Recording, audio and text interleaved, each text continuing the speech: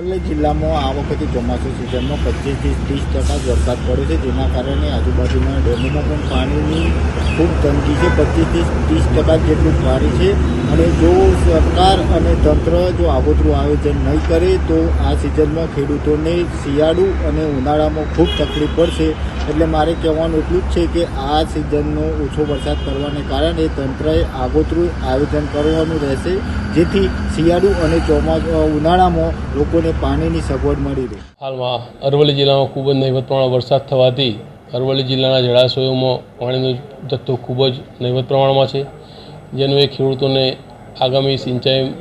તેમજ પીવાના પાણી તકલીફ ના પડે, જેને આગોતરું આયોજન રૂપે નર્મદા પાઇપલાઇન કે જે નર્મદા નહેરમાંથી વાઘરોલી થઈ અને વાત્રક માંજમ મેશ્વો જળાશયમાં આપણે પાણી સપ્લાય કરવાનું આયોજન કરેલ છે, જે અન્વયે